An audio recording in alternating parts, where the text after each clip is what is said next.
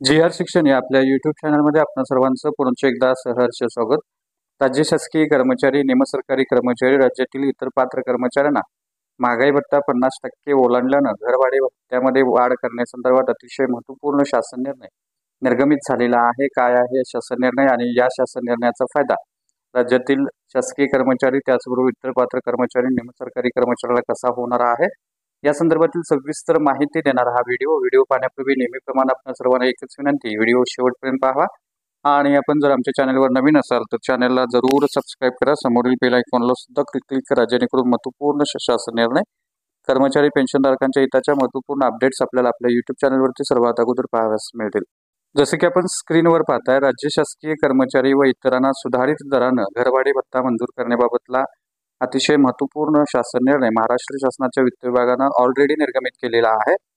याच्यामध्ये असं निर्गमित केलेलं आहे की 7व्या केंद्रीय वेतन आयोगाच्या शिफारशीनुसार केंद्र शासनानं केंद्रीय कर्मचाऱ्यांना लागू केलेल्या वेतन मॅट्रिक्स व वेतन स्तर या धर्तीवर राज्य शासकीय कर्मचाऱ्यांना महाराष्ट्र नागरी सेवा सुधारित वेतन नियम 2019 अन्वये वेतन मॅट्रिक्स व वेतन स्तर लागू केलेले आहेत।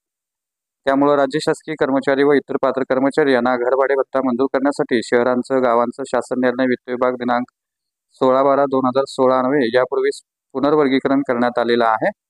सुधारित वर्गीकरण विचारात घेऊन संबंधित शहरांना गावांना त्यांच्यासमोर स्तंभ 4 मध्ये दर्शवलेल्या 7व्या वेतन आयोगातील सुधारित वेतन श्रेणीच्या आधारे सुधारित दरानं घरभाडे भत्ता मंजूर करण्यात आलेला आहे।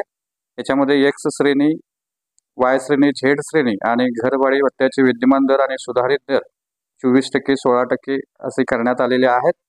तथापि ज्यावेळी 7व्या वेतन आयोगाच्या अनुज्ञेय केलेल्या महागाई भत्ता हा 25% मर्यादा ओलांडेल, त्यावेळी वरील प्रमाणे वर्गीकृत शहरांना अनुक्रमे 27%, 18% व 9% दरानं घरभाडे भत्ता मंजूर करण्यात यावा आणि ज्यावेळी 7व्या वेतन आयोगानुसार मिळणारी महागाई भत्त्याची रक्कम ही 50% पेक्षा अधिक होईल, त्यावेळी वर्गीकरणाप्रमाणे वरील प्रमाणे वर्गीकृत शहरांना अनुक्रमे 30%, 20% व 10% अशा वाढीव दरानं घरभाडे भत्ता मंजूर करण्यात यावा।